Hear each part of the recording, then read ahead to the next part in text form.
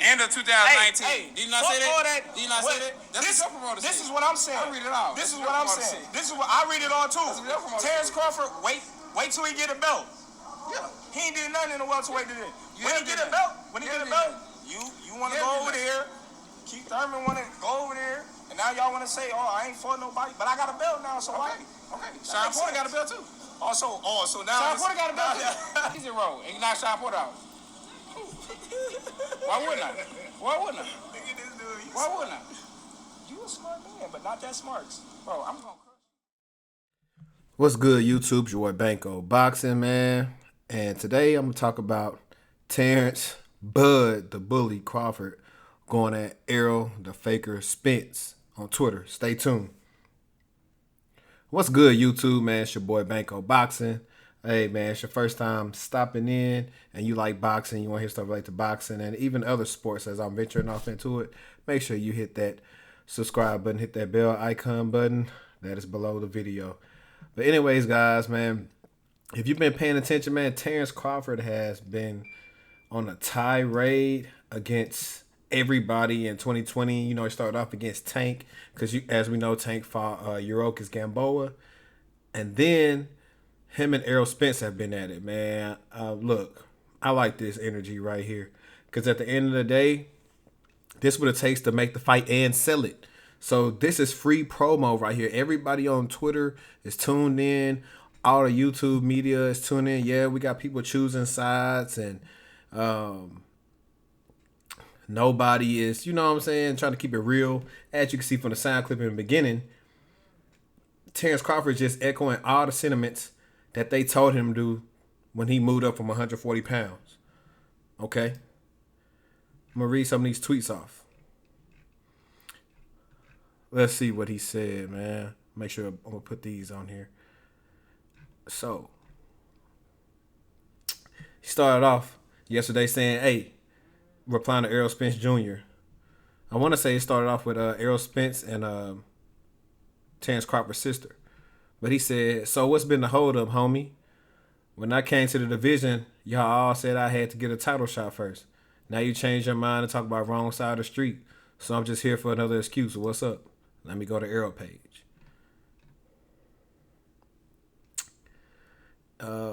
Then Crawford said, stop using the promoters as an excuse.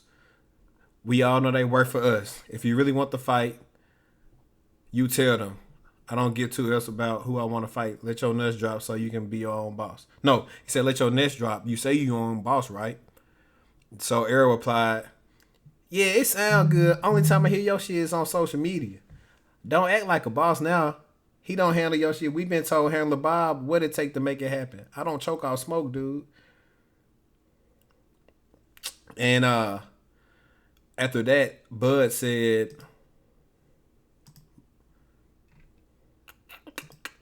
this right here. You right. I'm going to call you right now. Pick your phone up. And then shortly after that, he said Errol Spence Jr. is a cool dude. Now, I probably missed some stuff because I'm not finna go into, like, I don't like Twitter's layouts. Like, it's not simple like Facebook. Facebook condenses everybody's reply with that individual person, which makes it way better. But I don't want to get too technical on y'all. That's not what y'all came here for. But hey, man, listen.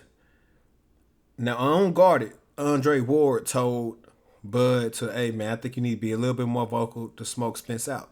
And he also said that because if you guys don't remember, nobody, unless you was a hardcore fan, you don't really know who Andre Ward is. But he vocalized getting that fight with Kovalev. He chased Kovalev to get that fight to be the best when he moved up at 175. He did what he had to do. The fight got made. That's an example of two fighters won the fight. One skilled fighter moves up, and the other one say, hey, I'm better than you. We fight. It did not take long. Andre Ward, I believe, had two fights at 175 before fighting Sergey Kovalev. Now, having said all that, Bud has fought. I'm going to his boxer right now, man. Let's see. Terence Crawford box red. I know y'all can hear me typing. His first fight at 147 was Jeff Horn. Okay. Let's see. Yeah, okay. So this man's had 4 fights in 147. First fight was Jeff Horn, 2018. Then he fought again later that year in 2018, fought Jose Benavidez. Then the next year, April 2019, fought Amir Khan. And this past December, he just fought Aegis Kavalaskis. I think that's how you say that, the Mean Machine. So he's had more than enough. People want to say, oh, he ain't fought nobody tune-ups. Y'all was not saying the same thing when Andre Ward moved up. Talking about, oh, he ain't fighting nobody that deserves Sergey Kovalev. They ain't say that. They want to see the fight. So how you going to say Bud don't deserve the fight because he ain't fought nobody? He been consistent with wanting to fight the champions.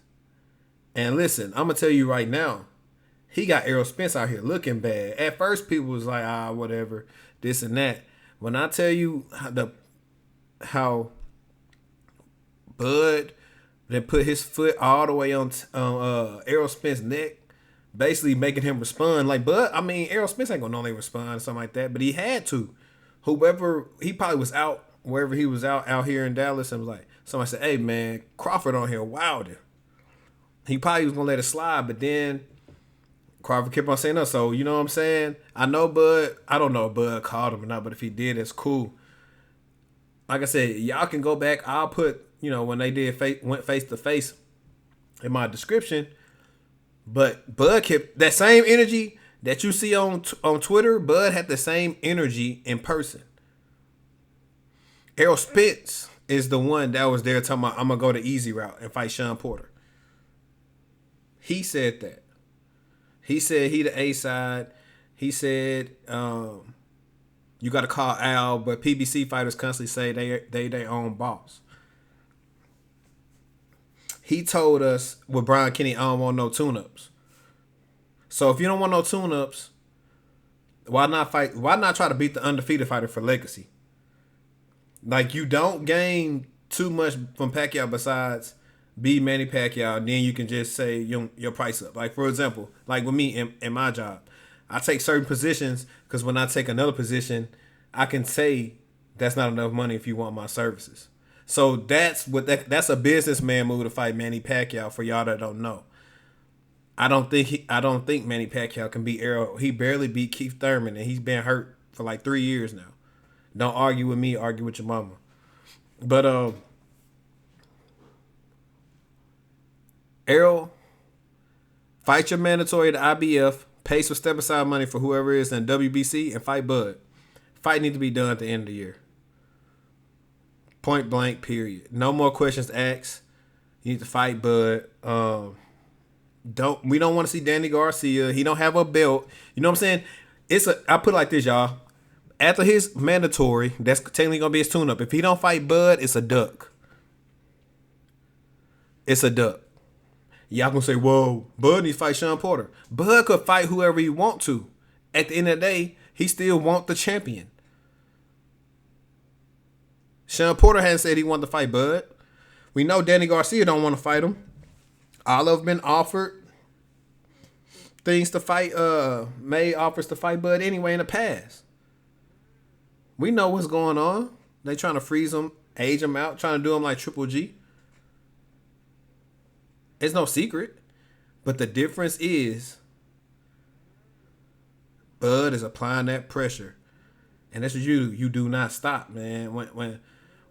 Because what you got to do is get a reaction out of somebody. Like when I was on a job search to let people in on me, it was a brief time when I wasn't working. But what I did was I kept applying pressure. I never let an employer tell me no. I reached out to them before they could tell me no. And I was constantly talking to different people all the time. So I was applying pressure because I was trying to go after what I wanted. In Bud's case, he going after what he want. He applying pressure. Now, y'all was saying, oh, Bud need to talk up more. So y'all complain then, now y'all complain now. Talking about he just capping. But like I said, when y'all go back and watch that video I dropped in my description, y'all gonna be like, okay, yeah, this that same energy I'm seeing from Bud right now. Errol Spence, you gotta do something. You gotta do something, baby. Like, you supposed to be the truth? Tell the truth. Tell the truth. And honestly, I also been one of the people say I didn't want Spence to come back too fast because they just gonna make an excuse for him if he lose. It's boxing, anything can happen. I know they want to see how he looking to tune up. He needs. I put it like this: if Spence ain't really about to fight Bud, they need to make this man get a PR person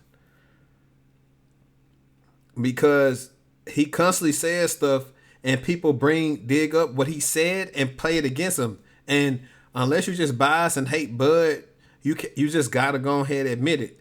You know what I'm saying? You got other channels who really been skeptical talking about Terence Crawford, but finally like, hey, Errol Spence is feeling the heat from this.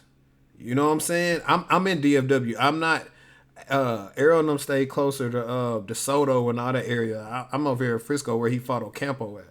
You know what I'm saying? If he come out here or whatever and he gets stopped, hey, when you gonna fight Bud? Everybody, if y'all see Bud, ask him, when is he? I mean, not Bud, I'm sorry. When y'all see Errol out here, ask him, hey, when he gonna fight Bud? Just keep asking him. Eventually you're gonna get tired of it. It's just like when you got a girl and she keep on asking you, nagging you about certain things, or you doing this or that. You may not do it. I'm finna go somewhere, y'all. And pay attention. It's gonna make sense. You know how some people, man or woman, start nagging you about something, like you talking to a certain chick, you talking to a certain chick every day. And 9 times out of 10, what happened? Some type of way you end up messing with that person they accuse you of messing with, what you weren't even talking to in the first time. Now I'm gonna correlate that to this. Y'all keep on asking this man about fighting Bud, he gonna eventually get upset and say, Al, hey, make the fight. Hey, whatever you gotta do, make the fight. Whatever you gotta do, make the fight. I'm gonna respect that. I'll respect any fighter saying, hey, I don't care about being the money man. This, I want legacy. Because if you get the legacy, the money gonna come. Like I said, everybody, I gotta insert AB almost in every video. But everybody always down on AB. But I respect AB because he's a man of his word. He let the fans pick him to fight Maidana, and he told Al and them to make the fight against his best wishes. He said, hey, make it happen. If AB can do it, Errol Spence surely can. He the money man, the king at 147, the pay-per-view star. So yeah, make it happen. Al, Errol, Derrick James, make the fight happen. But if you made it this far in the video, I appreciate you. I really do, man. Hey, make sure you check out some of my playlists and share this on your social media. You know what it is. Hate, comment, like, subscribe. Banco Boxing, I'm out.